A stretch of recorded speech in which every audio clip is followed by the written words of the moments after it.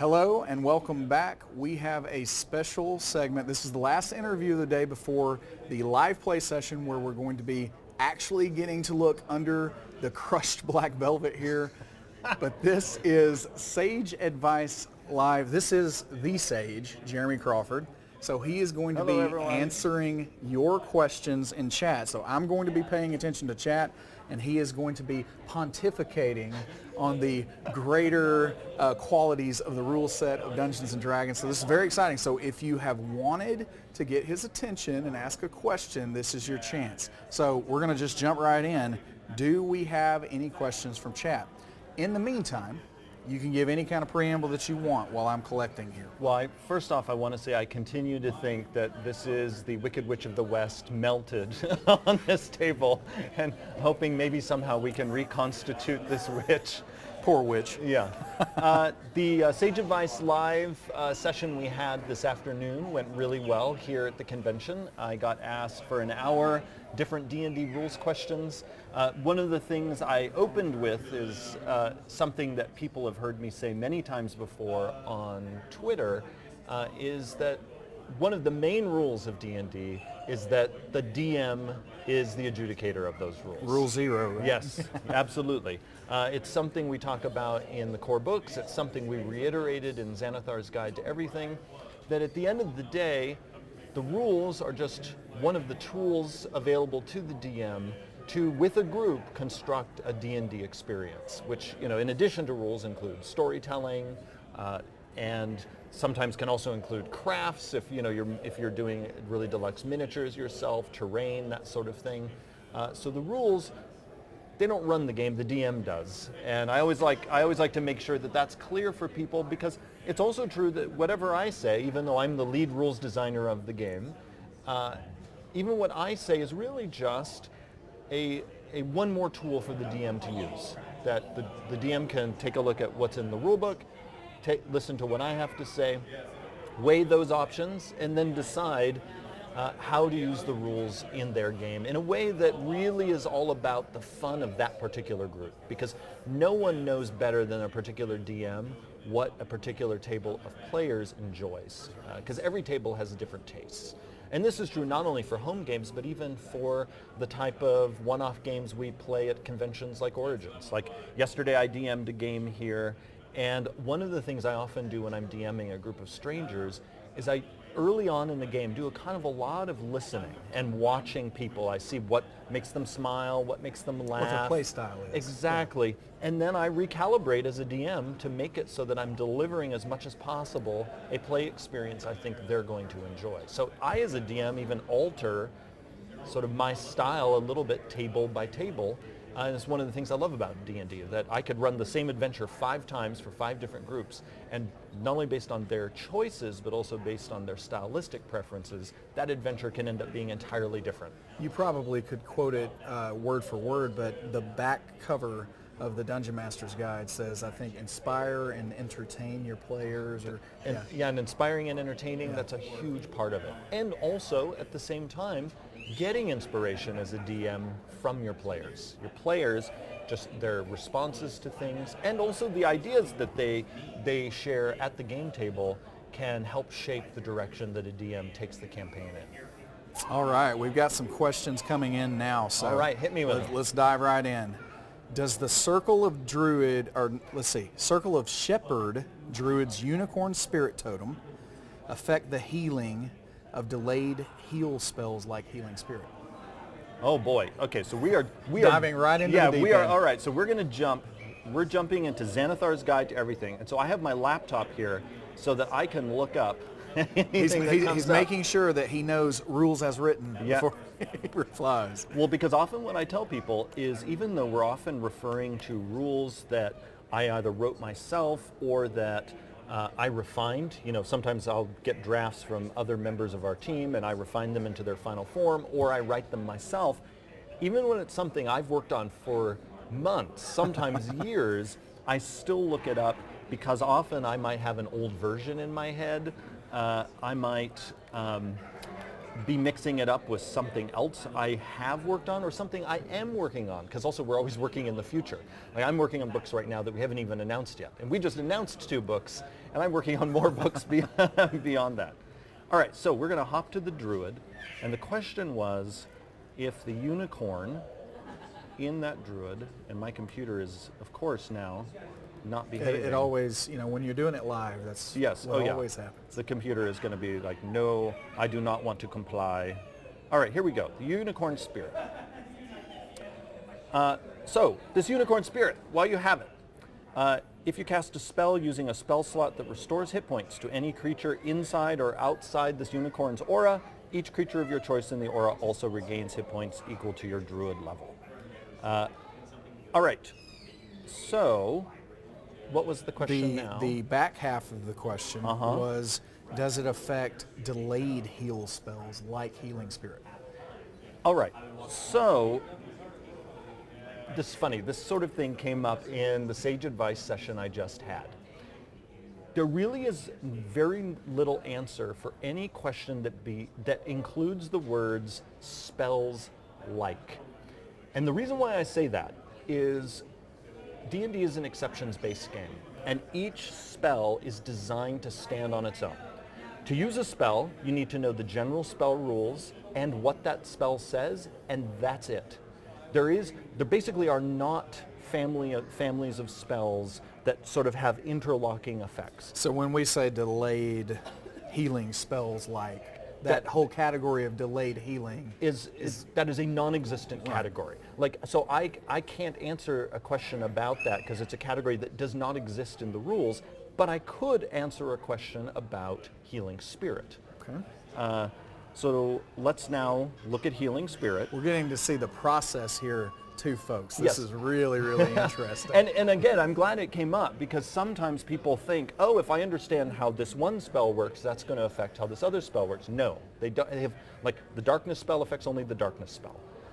Cure Wounds affects only the Cure Wounds spell. Nothing in that spell, the way it's worded or how it functions, has any effect whatsoever on any other spell in the game. In terms of how those other spells function. All right, so we're going to hop over to Healing Spirit, which is also in Xanathar's Guide. This was a spell that Druids and Rangers got. It's the spirit that hangs out, and people can hop into it. And so... a lot of buzz around this one. Yes, yeah. This is a spell that is loved by a lot of people. Some groups love it the way it's written. Other groups, their experience, particularly when the spell is used outside of combat, their experience has been that it is very potent, potentially more potent than we intended. But I say potentially because we've seen reports from many groups that they have not experienced the spell being in any way broken in the way their group uses it. All right, so Healing Spirit calls forth this nature spirit, hangs out, and then until the spell ends, whenever you or a creature you can see moves into the spirit space for the first time on a turn or starts its turn there, you can cause the spirit to restore 1d6 hit points. All right. So you're in the spirit space. You're getting healed. So the question is, what if you're also in that unicorn space? So now I'm going to pop back to the unicorn. All right, here we are, unicorn spirit.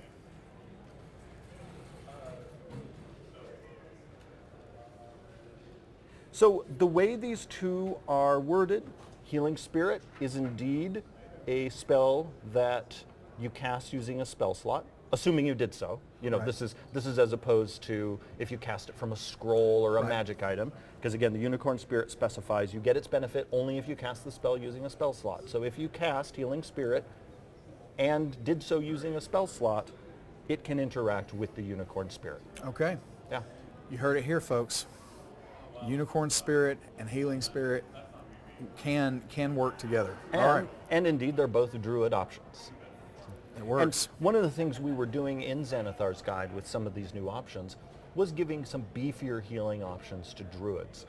Because we know, of course, the classic healer in D&D is the cleric, but many people like to get healing into their game through other classes, sometimes the Bard, sometimes the Druid, the Paladin, the Ranger.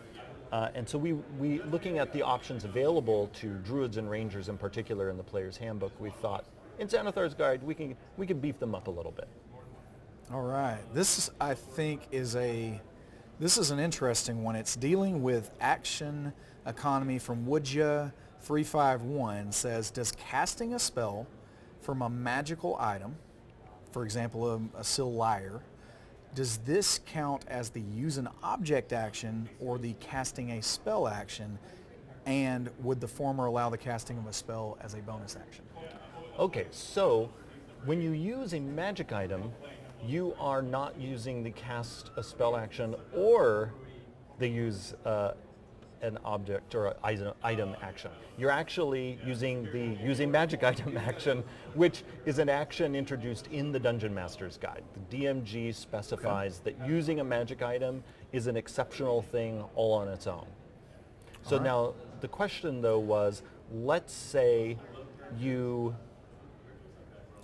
using a magic item, and by means of that magic item, like an instrument of the bards, you cast a spell. Right. So then the question is, how does that interact with the bonus action rules?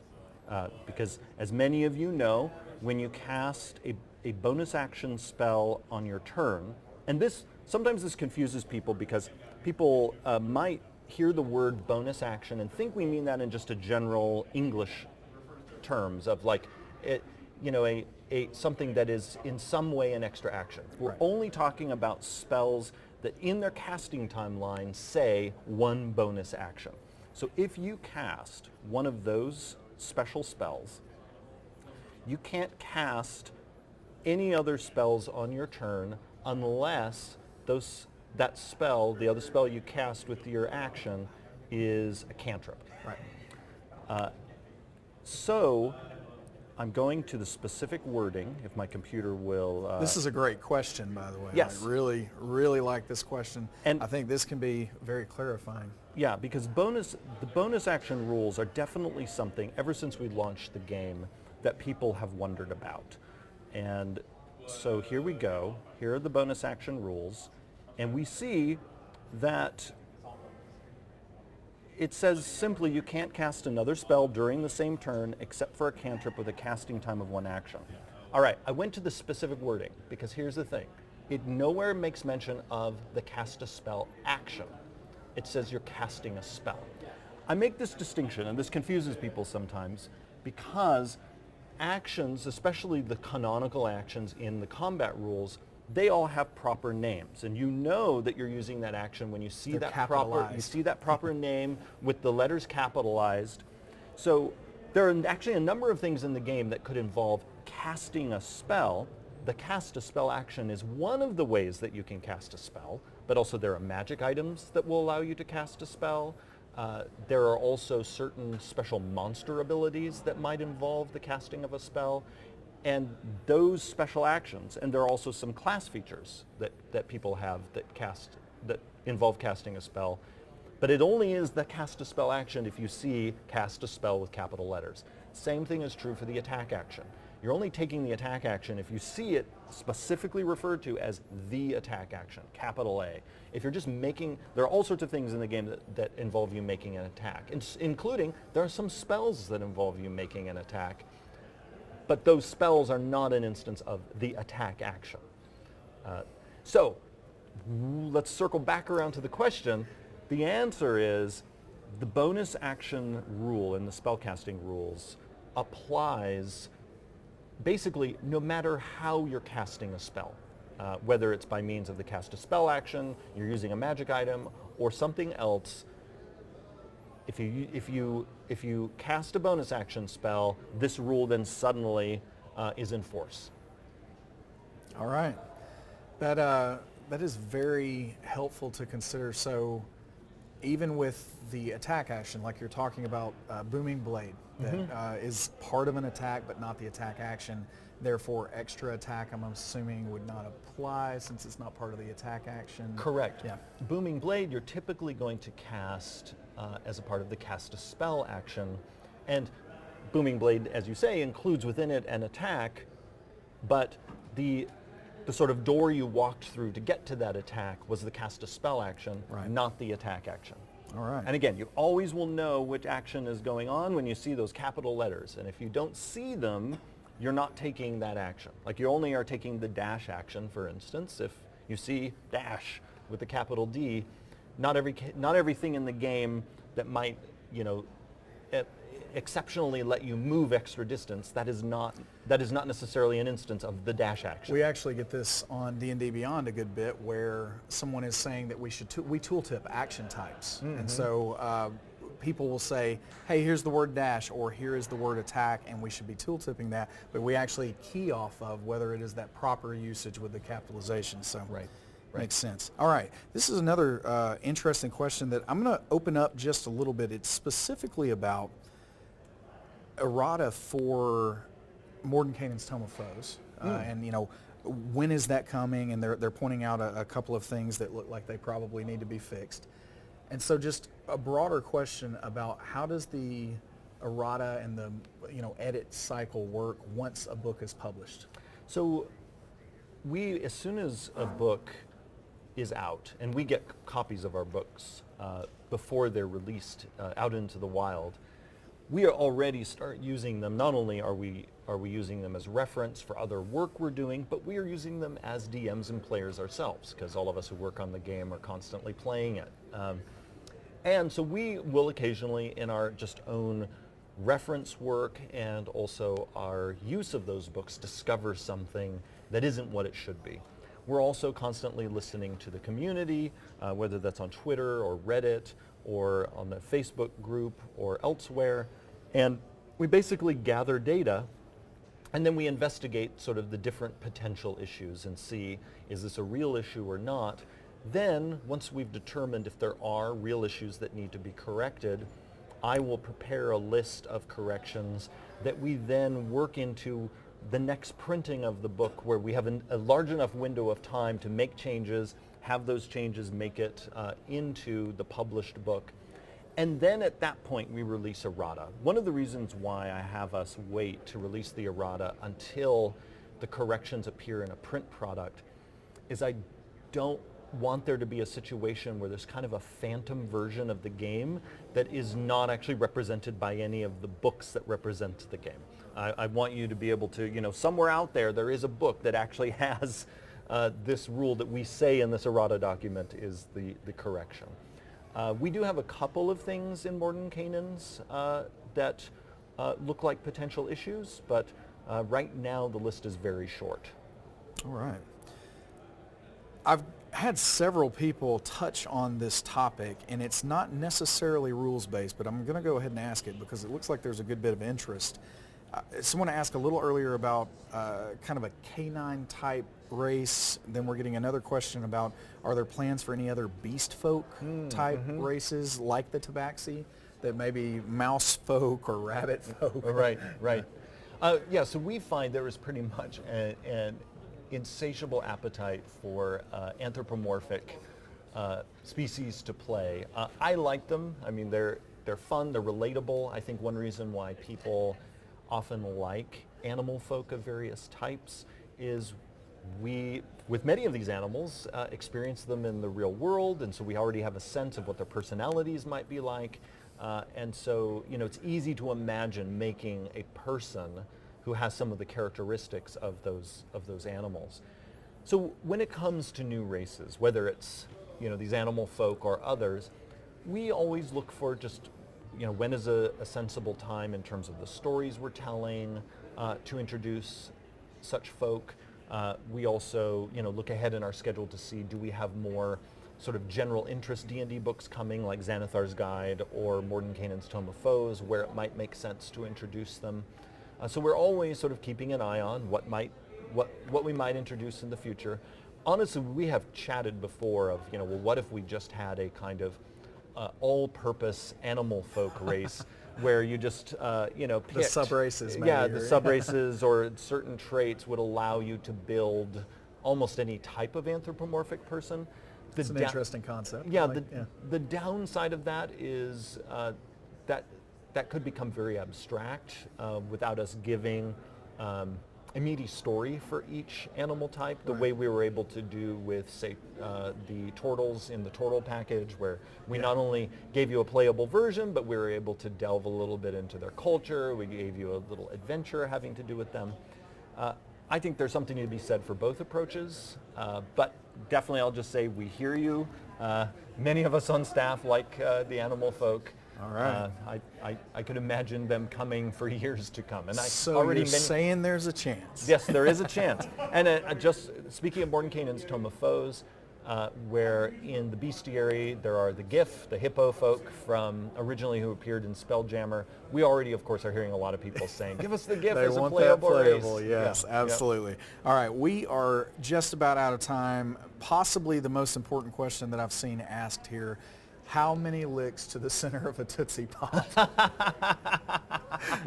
So I think I am usually like the owl who in those old ads, for those who would maybe lick once, twice, and then bite. There you go. So, you heard it. Yes. It's like once, twice, bite. That's how many licks it takes to get to the center. We are out of time. Thank you, Jeremy, for joining us. Thank you for giving us a peek into the process there. It is incredibly important, obviously, to go back to the rules anytime there are questions. I know that you use rules as written quite a bit, and then we've even talked before about the spirit of the rules sometimes, and that thing that you started off with, that rule number 0 is a fundamental rule. But thank you very much for joining us.